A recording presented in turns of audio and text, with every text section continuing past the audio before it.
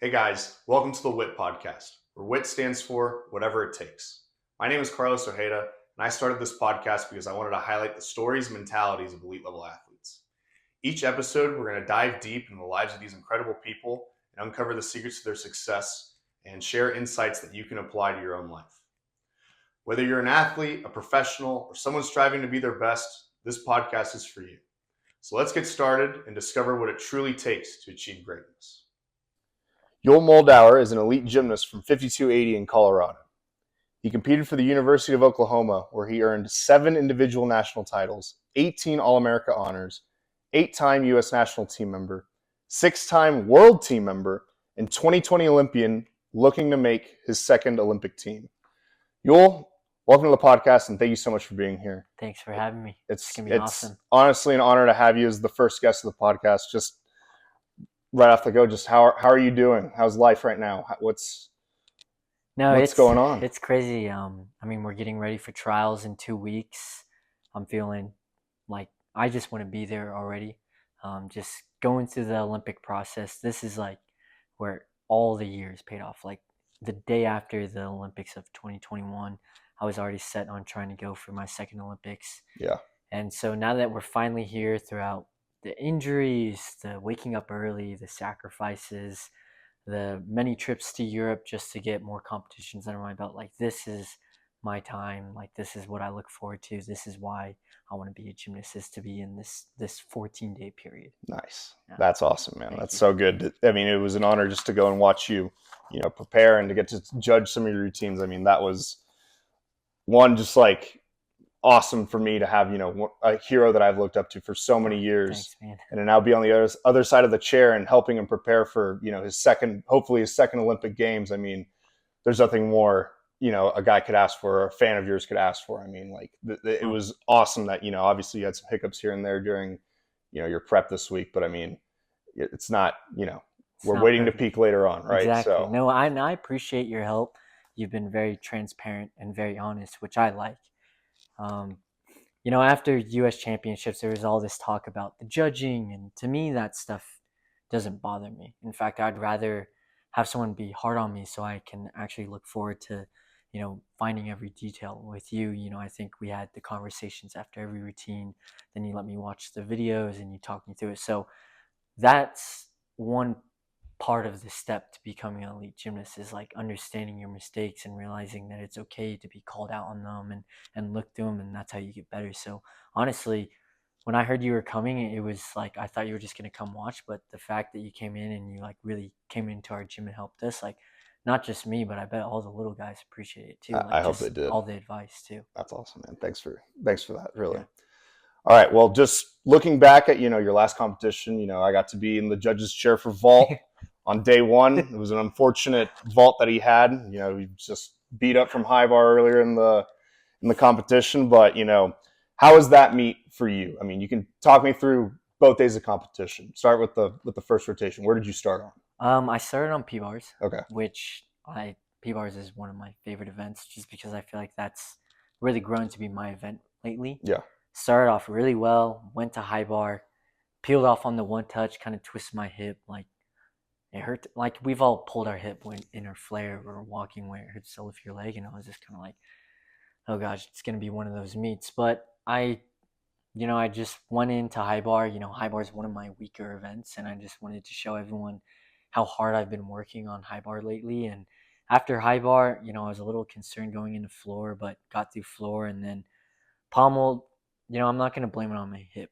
I never like to blame anything on injury, because my mindset is no matter what, you should be able to do it at any moment. So I know what I did. I rushed my flares. Yeah. Just kind of how we talked about, I need to stay more patient, open up. Unfortunately, it came off of horse. Then, I needed to reset and get through rings and then vault.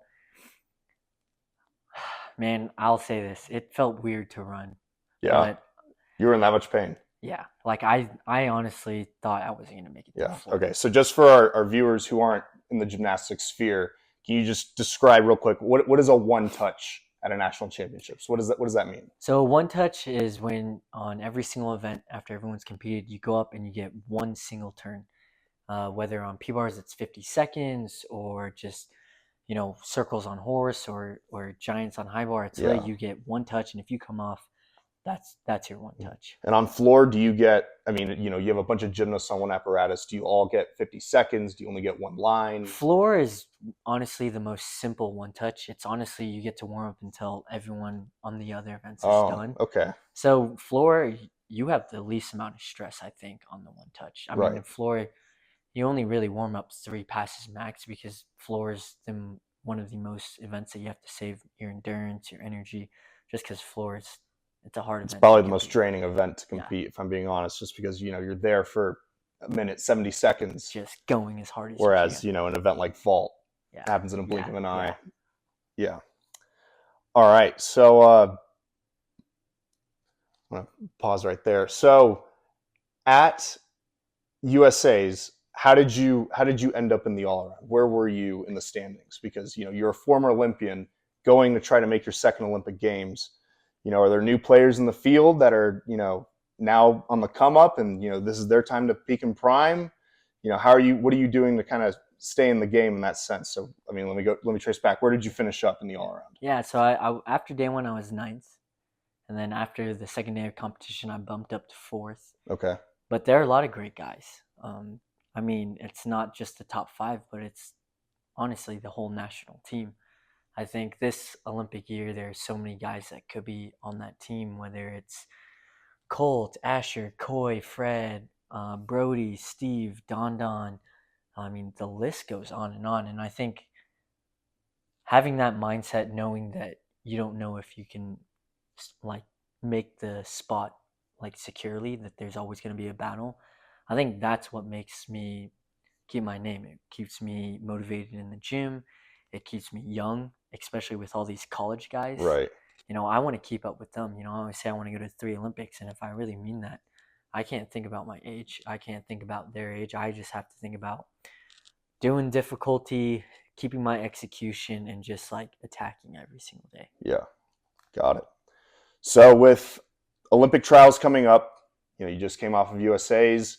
You've assessed your performances from there. I've seen how you're training in the gym now, but to kind of give a sneak peek to everyone at home, what are you doing now to prepare for Minnesota at the end of the month? It's honestly routines, it's halves, it's defined work, it's the turns with the socks and the toes. Right, ankle weights that I've seen you guys use. I mean, even on skills like flares. Yeah, get the hip extension. I mean, I'm literally keeping my schedule the exact same from Pac Rims. One of the reasons why I went to Pac Rims is because I knew that Pac Rims had the same amount of time between championships, and championships had the same amount of trials. So I knew if I could hit 3 meets, I would get in this really smooth pattern. So week 1 after champs, it was super light. Week 2, it's routine based, but no stress. Just like Vladimir was saying, just get through it, condition. It doesn't matter how it looks, or honestly, if you hit a set, it's just staying in shape. And then next week, it's going to be the hard week. It's going to be the pressure sets. It's going to be stopping everybody in the gym. It's going to be the no sets. It's going to be hit a set up to 3. So I love it. It keeps me in this great shape. I don't know if you noticed, but for me, I'm not that tired after routines. Right. I felt honestly throughout these last 2 years, I've been in routine shape, and it's just helped me stay young. I think it's harder when gymnasts peak for routines, and then once they're done with their season, they come down and get out of shape, and then they got to put their bodies through so much extra work and pain to get back into routine shape. So for me, it's been really nice just being at this steady pace of being in routine shape. But at this point, it's more mental than physical. Yeah. Especially these next 2 weeks. And that's why Vladimir has told me, be like a zombie. So just kind of go through the motions. Go through the motion, stay healthy, be confident, don't get emotional.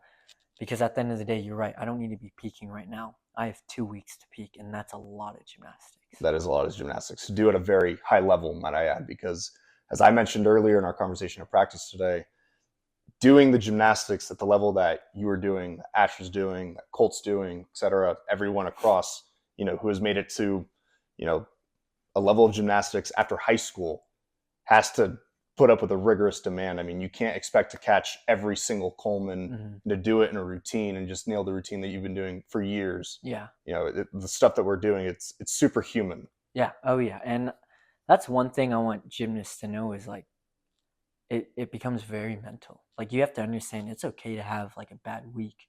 In fact, sometimes that's almost beneficial because it kind of clicks something in your brain to refocus on a skill. Um, Maybe think about different key points and just understand that this is part of gymnastics. Like you said, you're not going to make every skill or hit every routine. So it really develops this mind game of like being okay with a bad practice because you know you have the next one, and then tomorrow I'm going to do another horse set. And it's just these little mind games. Like today, Arena gave me the option, do you want to do 3 events today and 3 events tomorrow? And I was like, no, I'm just going to do all 6 today because Just get it all done. Just get it all done. I think 1-on-6s are easier than 1-on-3s for some reason because I get in this rhythm. So it's just all these little small mind things that you have to be aware of and be okay with a bad practice, be okay with a bad turn because that's going to make you click to perform even better at some point. Right. And so I wanted to touch back on you taking pack rims as one of your competitions this year. So was that that was a calculated move in order to like copy paste, your training plan, pace. Going to championships, then going to Olympic trials, and then I'm assuming you're probably going to do the same thing in preparation for the Olympic Games, Lord willing. Oh yeah, and I know championships I didn't do my best after day 1, but I think day 2 really proved with my all-around score, like I could be up there in the top 3 easily, and I think that is where I want to be peaking. And I know what I did before championships. I did the same thing for pack rim. So honestly, it doesn't feel that much different. I'm staying in this really, really nice pattern. And yes, there are hard days, there are easier days, but honestly, it's like I just want to be there already. Like it's like you're eager for that moment. Yeah. I think about my routines every single night, every single key point, and at this point, it's just like a waiting game. Yeah. Well, in anticipation for that waiting game, just take me back to where your story starts. So where did you grow up and how did you get to 5280? So I was actually adopted when I was about 10 months old from South Korea. And I was adopted into my family now that used to live in Wellington, Colorado. It's a farmland. So I grew up on a farm until I was 10. Went to a local gym in Fort Collins, which is about an hour away from Denver. And when I was 10, we decided to move to 5280. It was the best gym in Colorado. Vladimir saw potential in me, and he talked to my parents a few times. We went to their summer camps, and he always asked why we went there. And we decided, if we want to take this to the next step, we'll move to 5280. And I couldn't be more blessed with the family I had. They all moved down here with me. They all changed their lives for me. So it's been a crazy ride from growing up on a farm to becoming a city boy to being homeschooled to going into public school to realizing that I wanted to go to college, because in the beginning I didn't know I wanted to go to college. Yeah. I grew up in a gym where Sasha was the pro gymnast. He just earned a bronze medal in 2008 at the Olympic Games. I remember watching that on the TV crying because I got to see him as a little kid in the gym. That must have been so like awesome. The father and son relationship. Yeah. Where it's like intense, like a good intense. And I knew I wanted to do that one day. And Vladimir, he always joked about, no, don't go to college, let's become a pro. And then by the time I was 17, I was like, okay, I need to go to college. So It's been a crazy ride. I can't believe that, without the family I had, I don't think I'd be a gymnast at all. I got into gymnastics because I was homeschooled, because there was this program that our mom put us in where we went like 2 days a week at this like kind of charter school, but then you would be homeschooled by your parents at home for the rest of the week. And I got a friend there, and he was in gymnastics. Yeah. And one day I was hanging out with him, and my dad was at work. My mom couldn't pick me up yet, and my friend Alex, his mom was like, hey, why don't you come to the gym with us and hang out there until your mom can pick us up. She's close to the city, so she doesn't have to drive 30 minutes from the farm. And when I got there, the coach was like, hey, why don't you just do a free trial? Like, we'll just let you do a free trial. And after that day, they went up to my parents and was like, hey, we think your son would be great at gymnastics. It might take him a year to get through the rec program, and maybe he'll go on a team. And then 3 months later, they're like, hey, he's going to compete level 4. In just 3 months. Yeah. So wow. So your coaches just knew immediately when you stepped into the gym, like, there's potential here. This could be something special, or was it like, oh, like, he can listen, he can do a couple flips, or yeah, it was more of like he can listen and he can do flips. And then after that few months, I remember I learned my first front handspring in a couple weeks. My dad bought a mushroom, and every single day after work, me and him would go into our shop. It's kind of like our room for the kids, and we would just do circles all day. Yeah. And I wanted to show him like what I was working on, and I learned swings. But as a kid, my mom always knew that I was going to be a gymnast just because she said of the way I swung on the monkey bars. Yeah. My mom said... Just naturally tapping, or... Yeah, well, my mom said I always kept my legs together. Like, me, I actually do remember it because my dad built us a playground, and it was really fun. I remember that, like, as a game, I would love to just keep my legs together because I thought it felt cooler than having my legs split. All crazy and so my mom always saw the potential, but we just never went until that day. So it's honestly like every single step and every single moment like went the right way for me, and I couldn't be like more grateful, honestly. That's great. Okay, so you had mentioned Sasha, Vlad, and Irina. Yeah. I just want you to kind of go through, the roles that each of these people played in your life. So I guess you met Vlad first. Yeah. Yes. What was that, interaction like, and how has it played throughout your career? Vladimir is like my dad. Okay, and this is Vladimir Artemov. Vladimir Artemov is like my father. He is my father. No offense, Dad, but my dad knows our relationship. Right. From the first day I walked in, he told me, hey, if you're going to be on this team, you have to be a good person. And I'm not going to coach a bad person. I never want to coach a bad person. And I think that just stuck with me, and that's really shaped who I am today. And Sasha is my role model. He's my big brother, and he's my coach. He's like all three of them. And my best friend. Like, I have so many experiences with Sasha. Like, when I first got there, the first time I played Call of Duty was at his house on his PlayStation. Oh, yeah? The first time I was ever in like a nice fast car was with Sasha when he had his Mercedes C63 AMG, and he had it supercharged. He just got it after the Olympics, and I think that's what made me fall in love with cars. And Irina came into my life a little later. I was about, I think, maybe like 12, because she moved from Switzerland. Okay. She used to coach the Swiss national team girls over there, and Vladimir and her, fell in love, and actually it was scary. Vladimir was going to move to Switzerland at one point. Really? He decided to convince her to come to Colorado. Wow. And what's crazy about Irina is the only English word, well, not even English, the only word that we understood when she first came here was bravo. So we knew bravo, yeah. If we got a bravo, we were doing a good job. And she just became my mother. I don't know if you see from the mornings that you've been here, she gives me this bag, and it's got fruit, it's got salad, it's got my protein, whether it's fish, steak, lamb, liver, like just all this healthy stuff. And then it's got my grains, it's got yogurts, it's got boiled eggs, it's got caviar, like it's got everything. So she takes care of me like I'm her son. And it's like, wow, that's a amazing relationship. She literally feeds you, she fuels you. She's building me. Yeah. And that was one of the deciding factors of not going to Evo. It's like, this is my family. Like, I can't leave them. Like, there's so many things that they do for me, not just as coaches, but just like people in this world. Like, they care for me. Like, when I'm sick, they'll come to my house, drop off soup. If I'm in pain, like, Irina will like massage me, or she'll like get me connected to someone that will work on me. She'll always she's always reading, she's always learning, she's always trying to just help me in my career. Yeah, and she knows the code. Yeah. Inside and out. I was very impressed every time like I told her a correction. She was like, oh, well, I would have taken 1 or 3 because of this, and I would have done this. And I was like, oh, those are fair points, and that's in the text. I literally would pull it up. I'd say, I didn't think that's right. And I was like, oh, she got me. Yeah. Well, Irina used to be an international judge. Right. And I think that's why some of our routines are so different from everyone else, because it's almost like where their canvases and they want to paint something and bring something different to the gymnastics side, which I also think is like so unique to their style. So honestly, though, those three, like, I couldn't imagine my career without them. Yeah.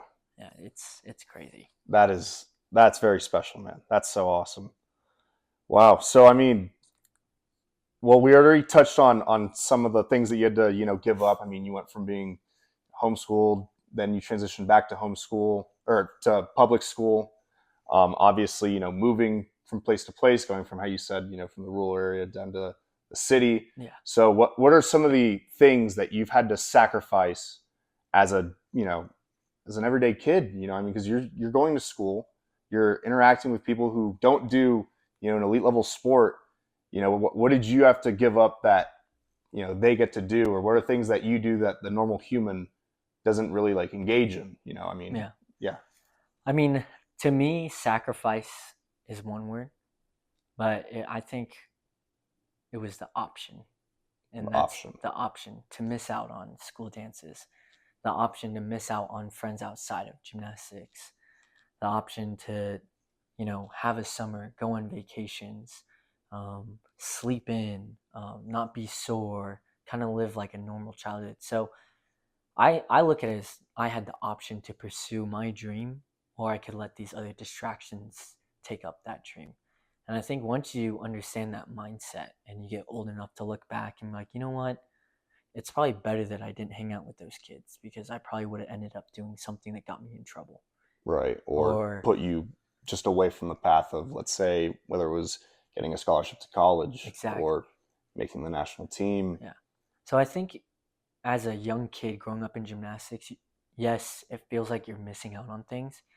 But I'll tell you this, if you're on the right journey to be an elite gymnast and a national team member, a world team member, Olympic team member, you're going to have even crazier experiences than any of those kids had in your entire life. And I think if you can look at it in a positive way, just kind of like success, I always tell people, if success was easy, everyone would be successful. Yeah. It's the people that can really dig deep. That's why I live by the words, embrace the grind, and really just like be in that top 1%, because at the end of the day, it's all up to you. You have to enjoy the pain. You have to enjoy the sacrifices. You have to enjoy the journey. Everyone's journey is so different. You can't relate anyone's journey to yourself. It's like a book. You're writing your own story. Chapter 1, gymnastics. Chapter 2, elite level. Chapter 3, life after. And throughout those chapters, there are so many different storylines that every individual there will experience. It's like people who get skills faster than others.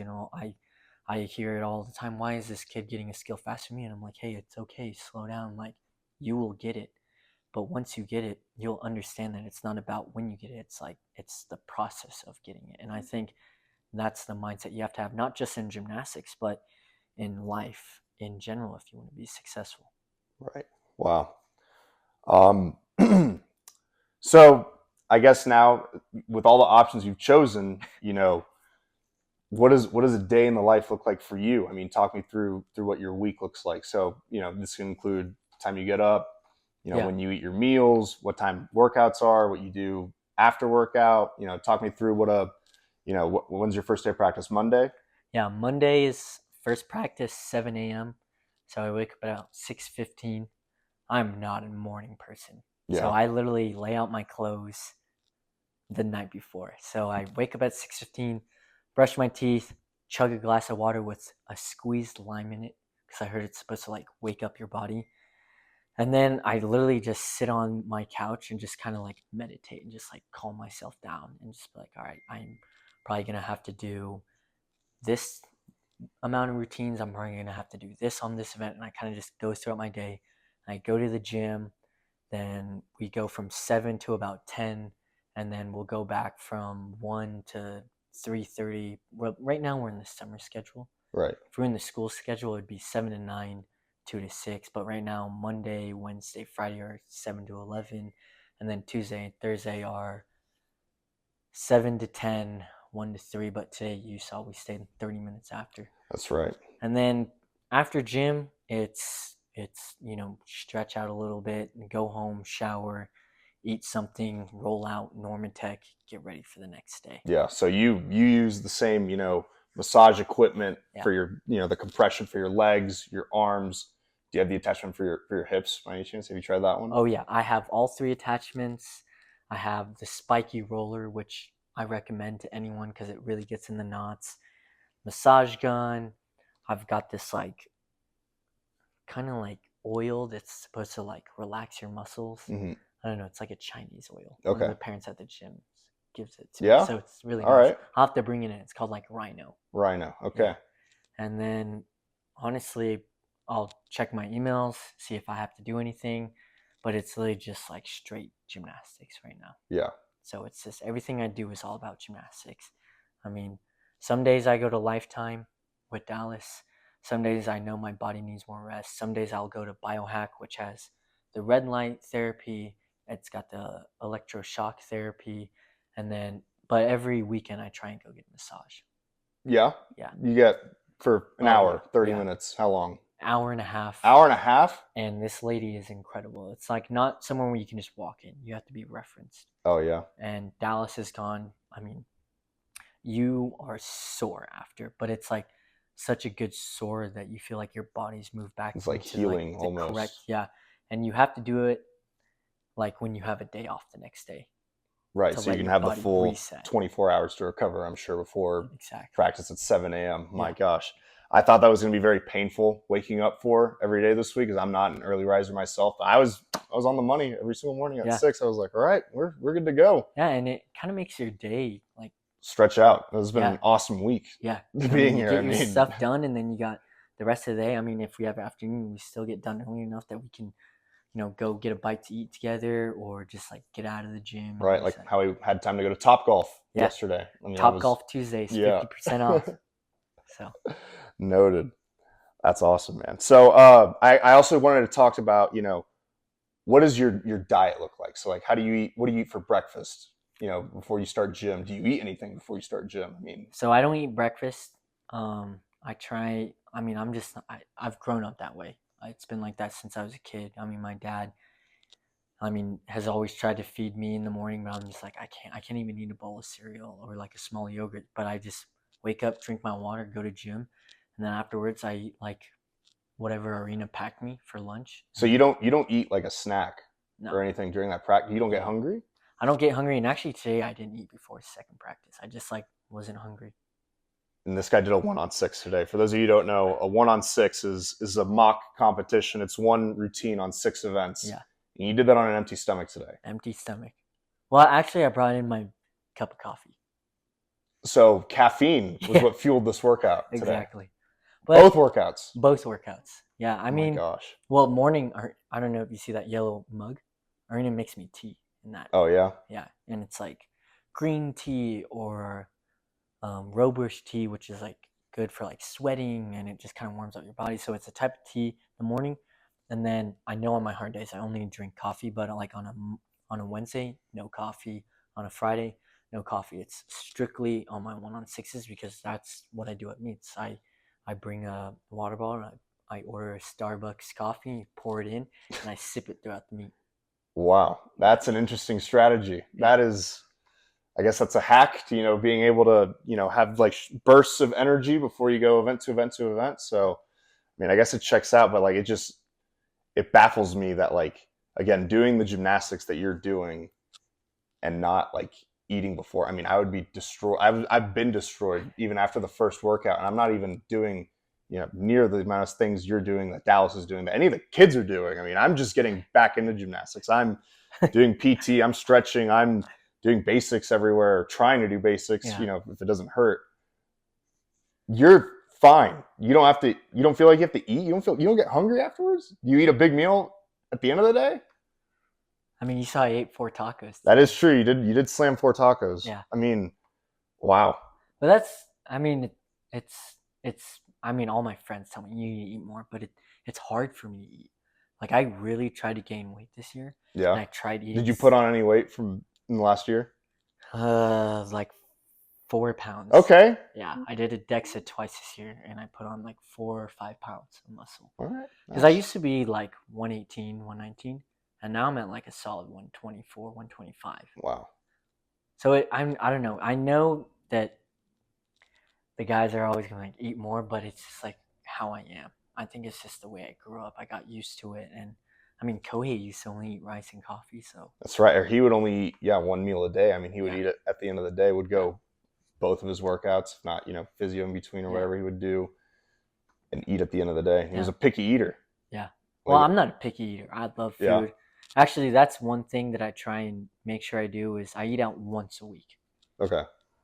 because Just a cheat meal or just it's a cheap meal, but it also like for me when I go out, it's like I text my friends. Like today, me and Dallas went out to this beautiful place near the mountains, fresh air, sun's out, just got out of the gym. We didn't talk about gym much at all. Actually, we didn't talk I about don't think we spoke we about. talk about just our college Yeah. experiences, our time in Germany, just fun things to like get your mind out of that condensed stress. I think that's really important for me, and that's kind of how I like reset. That's how I stay in the gym, and that's one thing I'll bring up. It's very important to like get out of the gym when you're out of the gym, Yeah. even if you had a bad day. Like you don't want that soaking in your body. I was going to ask you, so, I'm sure the gymnastics you do, if not now, but I'm sure at some point there were skills that you would think about that, like, I'm sure stress you out. Yeah. Like, Yeah. say giant makuts, or, I mean, that would be a skill that would stress me out. A makuts, period. Like, so what do you do to kind of cope mentally or physically, whether it's, your recovery equipment and whatnot, but like, or going out, as you're saying, once a week, are there any other things that you do to kind of decompress and, kind of reset yourself to, attack it the next day? Yeah, I mean, if I have a bad day, I drive home, I park, and I sit in my car, and I go through every single routine that I did that day. And I think about like, okay, what could have happened? What was I thinking? Was I not locked in enough? Did I rush it? And that's kind of what I do. And then once I get out of that car, I'm like, okay, leave that all there. And tomorrow, I'm going to try this mindset. And yes, things are scary. Yes, things get frustrating. But like, if you don't understand that's part of this sport, you're never going to get far. You're just going to keep on holding like that fear or that worry or the stress, and you're never going to make the next step. Gymnastics is the most stressful sport, I believe. I'm a very outdoors guy. I am very competitive in everything I do. I hate losing. So I always think about if I was a football player, how stressed would I be like when the national anthem goes off? Because when I hear the national anthem going off at the meet, that's when I get the most nervous. Yeah. And what I do is I literally count the stars. I count all 50 of them. You count all 50 and during the national anthem? Yeah. So I go like, there's a way. I go like 1, 2, 3, 4, 5, 6. 1, 2, 3, 4, 5. 1, 2, 3, 4, 5. 1, 2, 3, 4. And then I say those numbers multiplied, add them up, and I say 50 to represent each of our 50 states. And then I sing the rest of the national anthem. Oh my gosh. I mean, but yeah, I mean, whatever you got to do to, focus like, and, like, calm your nerves down. Yeah. When the national anthem goes off, did you get nervous? Oh, I still get nervous even when I'm not on the floor. Like, I mean, it just sends chills. I even get nervous if I'm watching a different sport. I'm like, man, I wonder if they're feeling the stress I had. And I've always wanted to know that. And I think it's just unique because I think gymnastics, everyone gets up to this skill and this difficulty. But it's like, have you trained your mind the right way? Right. And that's what I love about gymnastics. That's why when someone asks me, what's your favorite event? I tell them it's hard because they're all so different and they all bring a different skill and mindset. And like floor, it's the hardest to train routines, but it's the most fun at the competition. For sure. Palm horse, it's all a mental game. And you got to look at everyone in there and like everyone is going to be standing right in front of these judges feeling the same way I am. Let's show them how it's done. Right. Rings, it's like you've become like Jesus in your strength. You're like, I could hold this forever. And then vault's just too quick. You just kind of run, hit, pray, you land. Pray you land? Yeah. And then P-bars, I think it's like the most technical, and it's really you can show off like your unique style. Yeah, your flair and everything. There. It's like your body style, and like everyone has such a unique, different style on P-bars, which I like. Even if it's the same routine, everyone's Bravsar is different. Everyone's giant. Everyone's Dion. The way they do a Healy, the way they get ready for a dismount. I think that's what's cool about P-bars. And then high bar, it's like kind of like horse too. You get stressed, but it's also like so fun if you just like relax. And I think this year I've really started to like feel like what I need to think about during high bar, Yeah. which is like, because as a kid I used to love high bar, and then it kind of like I was just like, I kind of like high bar, but now I'm just like, dude, I love high bar. I cannot wait for the next coach to show my routine. Yeah. To go all out on those 8 parts. Yeah. That's awesome. All right. We'll move on to my next set of questions here. So just to kind of, you had mentioned that, you're kind of the old guy, to all these younger guys coming in. So you would say that, the median age right now is what, 21, 22? Yeah. For like peaking, at least in America. Yeah.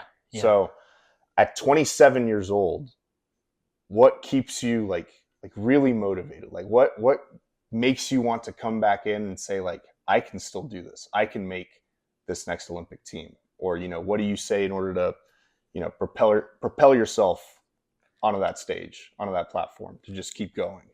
It's the goals I have. Like I'll show you tomorrow in my room. They're right by my light switch. I actually saw them before we went out. I read them all, and how you had, world medal or crossed Olympic off. medalists. Yeah. So ready to go. it's the goals and the vision, man. I just got like goosebumps. Like Yeah. being the older guy, I want to show these younger guys, like no matter what age you are, or if it's your first year on team, or your 8th year on team, you have a role. And I bet you can relate to this because you were a captain too. Everyone on a team is so important, and it's all part of that chain link. And if you can't convince everyone to have the same goal, then it's going to be very hard. And I want everyone's goal is to have a gold Olympic medal around their neck, whether it's just 5 guys, because those 5 guys are going to represent the whole national team. Right. It's just like NCAA whole country, finals. for that matter. Yeah, the whole country. It's just like NCAA finals. You might have 5 guys going up on an event, but it represents like what you have on your chest. And my goal is to have that feeling one day, because I felt it in college, raising a national title, and I want to feel it wearing a USA on my chest. And I want those guys to like want that feeling the same amount that I do, because I think we have such great potential, especially this year and this next quad. Like I think we can definitely like make a run for that podium spot on number 1. And I know everyone believes it too. And I think that's what keeps me young, is having that goal. People say you can be a millionaire at the age of 35 if you work hard. Well, I'm not 35 yet. I've got 8 more years. And I kind of take that approach that no matter your age, if you have like this love and this passion, all the aches and the soreness and the sacrifice will take all of that away. And I always say this, COVID took 2 years of our life, so I'm technically only 25. That's a great way to look at it. Yeah. Something I did want to touch on first, tell me about when you became an Olympian. So, because I want to know what your experience was like at that, COVID Olympics, but talk me through. Probably, I mean, I have this routine literally saved on my Instagram. I still send it to my friends. Like I'm getting goosebumps right now talking about this video, which I'm sure, you hold near and dear to your heart, but it's the video of you on high bar, day 2. You do your dismount, you stick it, the entire arena loses their minds. You start crying because I think you knew right then and there that you had locked your spot onto the Olympic team. That was the best day of my life. Like, I don't know what it was. Like, it's so hard to talk about because it's so hard to explain. But that day, I honestly didn't know that I was in that top 2 spot. But I knew that I just like went out there and did what I needed to do. I had a rough championships. And then I knew going into trials, like I needed to show who I am. And after I hit 12 for 12, I think I only didn't stick like 1 or 2 passes. Yeah. I stuck both vaults, both ring dismounts, both high bar sets, both P bars. No, P bars was one of the misses. And then a floor pass. My first floor pass was another. And that was probably like, I knew that I put myself in the best position to be picked. And I just thought about when I was a little kid. Like when I landed, it was so crazy. I thought when I was a little kid, I thought about my family. I thought about 5280. I thought about Oklahoma. I thought about all my teammates, my friends, just like everyone there, and like it just like got to me. And Yeah. I want that feeling again. Like that feeling was like it's so craving. And I think knowing what I felt there going into this year, I think that's why I'm so excited about trials, because I want that feeling again, and I want to go to the Olympic Games. I want to feel that pressure again. I want to represent my country. Like all those years of like hard work and like not knowing, to finally like being at Olympic trials where like I could actually make a team. It was like so different than when I was at trials in 2016. In 2016, I had no idea what I was doing. I was just this like young college kid, just there to get the experience. And then that trials was so different because I knew that my name was in the mix, and I was like, dude, let's go. Like, let's let the dog out. Yeah. Yeah. It's, oh man, it's fun. I'm so excited and ready to see the dog come out in Minnesota later this month, man. That's going to be an electric Olympic trials. Thanks. I already know. But so yeah, I guess so. You become an Olympian. You know, you have your time to prepare, and I'm sure you had a series of what? Can you count how many COVID tests you had to take? You know, man. From even just like thinking about like trials all the way to the games and afterwards. I mean, it was I'm sure it was a strict process. I mean, strict, all of it. very strict. Like you had to be very careful. It was like a COVID test. I mean, we left like 2.5 weeks after trials. Yeah. So it was like COVID test. And then when we got to Japan, it was a COVID test like every morning. It was actually the Gymnastics Federation. We didn't even stay in the village. We stayed at a hotel right across the gymnastics village. Like you could open your window and be like, I'm competing right there. Yeah. Because if you had one COVID positive, your whole delegation could not compete. So the entire team would have been So we disbanded, didn't. and We stayed in the hotel. We didn't go to the village until after we were done competing, and we were just kind of locked in. You know, at that point, we didn't care, and we had each other. Like, that's when I think all of us got this so close. I mean, every single day, we'd pick out our outfits. I mean, I don't know if you saw on Twitter, we tried to make it look like y'all were at the ceremony. Players. Just, I mean, we had to have the most fun with it, because at the end of the day, I think if you think about all the bad things, it's going to weigh you down. And if you can flip that and be like, you know what, we've got each other. You know what, we never go to open ceremonies. Let's make our own. You know what, COVID, whatever. Everyone's dealing with COVID. Let's focus on who we are, what we can do, and let's just have fun. Like that was our goal. And we played bowling with water bottles and tape balls in the hallway. Technically you weren't allowed to like eat together, so we'd open our doors and just talk and eat our breakfast and looking at each other. That Olympics is about the people that you were with that got you through that experience. Yeah. And even though you didn't get the full experience of the crowd and the experience after competing, you still got an amazing experience, because walking into that arena, even though it was empty, like just seeing the Olympic rings, and there was just this energy about it. No matter where you step, just seeing all the signs, it was like, wow, we're here. Like, even though this is not the typical Olympics, this is still everything that I've still the Olympic Games. Still the Olympic Games. You could almost like feel the people watching through the cameras, and like. Well, that's right, because you had literally, every eye on you. I mean, like me and Asher in particular, we stayed up until like 3 or 4 in the morning to watch. Floor finals, horse finals, team finals. I mean, that was the craziest team final I think I've ever seen. Yeah. So far. I'll put it up next to USA's. Where, we got that bronze medal, you guys got that bronze medal, and that was electric. That was awesome.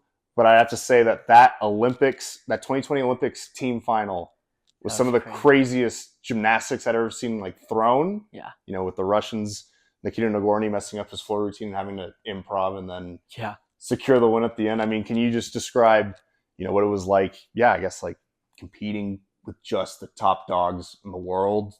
You learn a lot, just the way they move, the way they are in between events. It's like you learn what you want from them, and you also bring that USA spirit into them. Like, what's different about the USA team is we're vocal. we're a group. These other guys, they're like pretty quiet, but they're like so focused. You can like feel them, like just like, poof, I'm locked in. Yeah.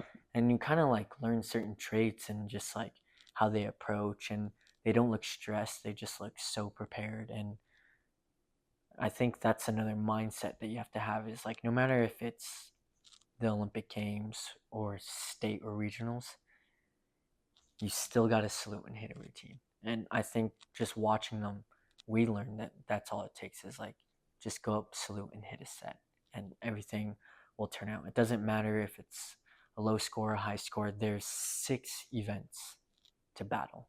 And something I told the guys at Worlds to kind of help their mindset is like, it's not 3 ups, 3 count. It's 18 routines. And I don't care what happens between the first and the last. I want everyone to fight until that last routine, because you never know what could happen. That's what gymnastics is about. It's being in the unpredictable. But if you just focus on yourself, focus on each other, cheer for each other, enjoy it with each other, like, you can do amazing things. Yeah. Like, even though, like, we started like, I'll take it back to Worlds. When we started on floor, like, we probably did a great job. You know, maybe Asher could have scored maybe 4 or 5 tenths higher, but honestly, we kept up with Japan. Horse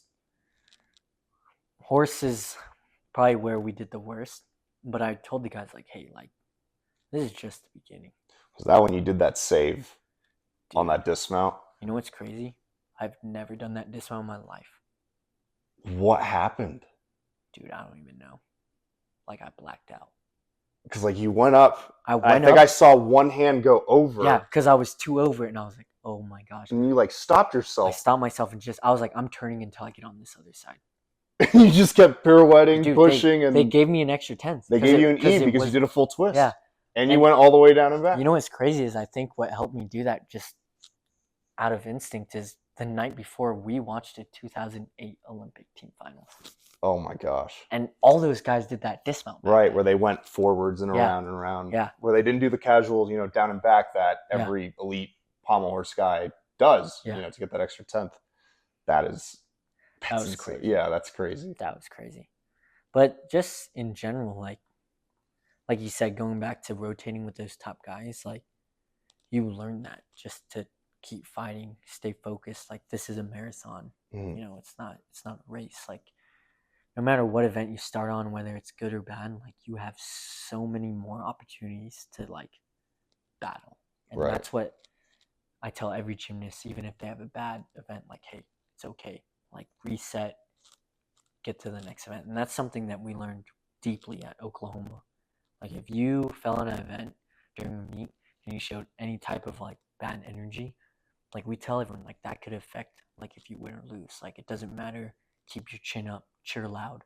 We've got the next event. This is why it's a team, because it's not just you doing your job, it's everyone. And if you're not doing your job on the event and off, then you can have some problems. And that's what everyone needs to learn about being on a team. It's not just what you do on the event, it's that whole energy as a crowd. Yeah, no, because even, that aspect of having your teammates, cheer you on and, root for you as you're doing your routine. It gives you that extra push to just, do your best. I think I love that you had mentioned this whenever we watched you at the Bundesliga final. Ian and I, we went to watch you in Germany. Now we were the only 2 Americans in the crowd. So we knew Yul and we were just cheering, like, come on, Yul, you can do it. Like, you said that you heard us. Yeah. And I could hear you. Yeah. It's like relaxing. I'm like, wow, like, I have friends here in Germany. Like, what was it? November? No, December 4th. December, that's right. December 4th, like, what are the odds that I would get to compete in, like, some of my friends from the US, like, at one of my favorite competitions? Like, the Bundesliga in general is just so crazy and fun. Like, the fact that you guys were there, I was just like, I need to show up because I want them to want to come to these. I want them to want to join the teams. Like, this is just like a show more than like a competition. Right. That felt like a show. It was all of the titans of gymnastics, like, put into one arena. It was like creating, like, your own fantasy team for football, but, like, actually seeing it, like, actually watching those guys play on a team together. Yeah, like that was so awesome. Enrique was there, Oleg, Felix, You're there with Brett Carlo, Schneider, Carlo, like Milan, like Govton was competing. all these I mean, guys. It's all the top dogs. One thing that I do love about the pro teams, not just in Germany but in France, everywhere that does those, you get to like meet these guys on a different level, because usually you only see them at world championships or the Olympics, and that's like high stress, so everyone's kind of just like zoned in. But when you get to these meets, you get to like meet their personalities. Like, I bet not a lot of people know this, but me and Felix Dolce from Canada, we're like best friends. Yeah. Yeah, it's just like, because we do these German meets together, where I was like, yo, man, English, and we just talk after the meet, enjoy, like, tell our experience, because he's at a different gym, I'm at a different gym. Oh, what's it like over there? Oh, it's like this. Oh, over here it's like this. You got to come. Maybe we can, work something out. So it's just like built these relationships where I go to these big meets now, and it almost feels like I'm competing with my friends instead of like different countries. Right. And it kind of also, I feel like it should, further motivate you to say, like, I can't wait to see these guys at Pac Rims, at a World Championships, exactly, the Olympic Games. I mean, Felix just punched his ticket at Canadian Nationals. That was awesome. So I think after seeing that, did that make you, a little more eager to say, all right, now I got to punch my ticket to Paris? Oh yeah, not just gymnastics, but I'm seeing other sports like rhythmic gymnastics. I'm seeing swimmers. I'm seeing track people. Like, seeing them like post and get posted, like going to Paris, like, I want that feeling. Yeah. Like, it's 14 days away to like prove myself, and like, oh man, I'm so excited, dude. Like, it's gonna be fun. I'm so excited for you too, man. All right, just real quick to kind of wrap this whole thing up. If you had to, so you had already mentioned that the Olympics, or that Olympic trials, was the best day of your life. Would you say that was your favorite gymnastics memory, or do you have another, really strong moment or memory where you're like, wow, like I love what I'm doing. I love gymnastics. This is what I chose. If it's your, the first day you step foot in the gym, or, later on in your career. I have a few, and they're just like very different experiences. Like Olympic trials, that was like an individual feeling.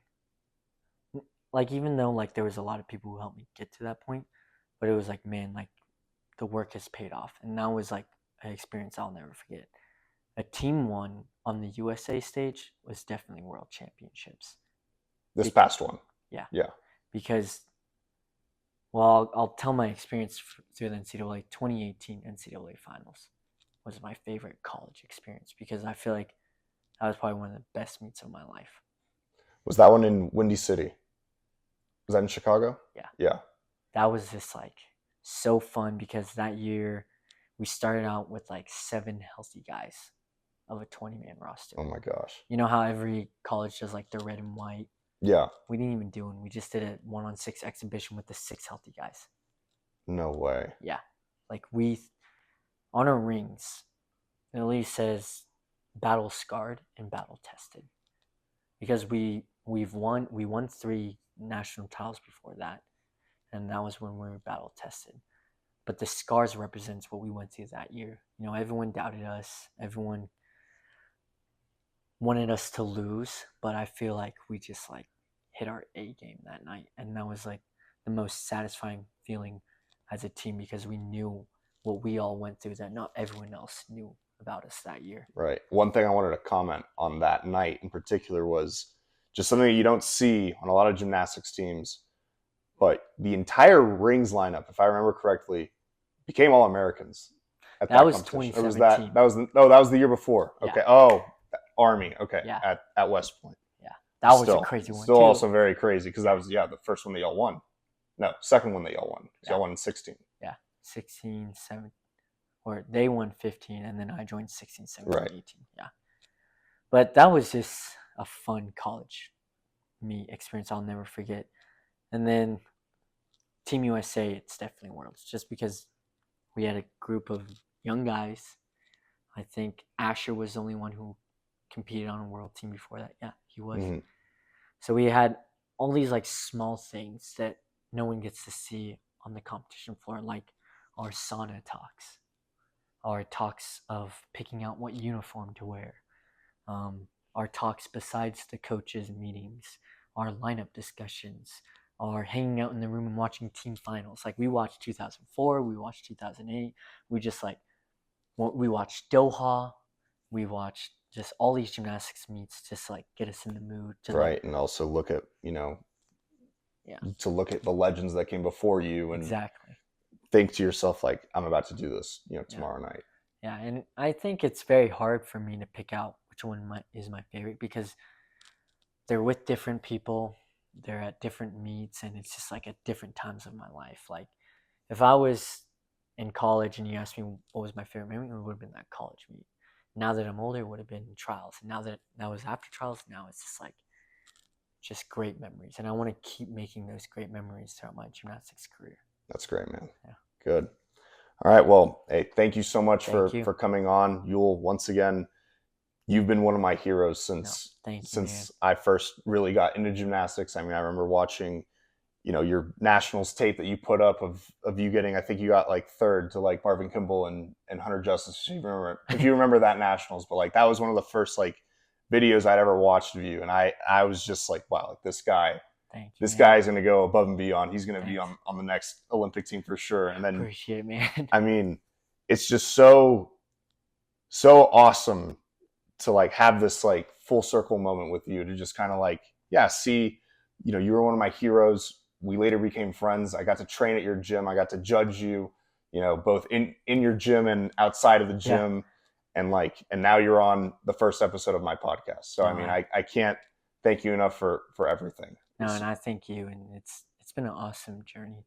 Like it really has. I mean, I remember just H&I meets, we'd always say hi. And I actually remember seeing you in an A&M uniform. So it's just like crazy that gymnastics takes you in this full circle and you get to meet everyone on like the personal level. That's another thing I enjoy about gymnastics, is like getting to know these guys. So I appreciate you having on. I'm always happy to come back if you want me. For sure. You will be back. Thanks. Awesome, man. Thanks, man. Appreciate it. Hey guys, Carlos here. Thank you so much for tuning into the podcast. If you enjoyed it and found it useful, please leave a comment down below and share it with a friend. Also, be sure to subscribe so you can continue to learn what it takes to be amongst the best in the world. Thanks. Have a wonderful day.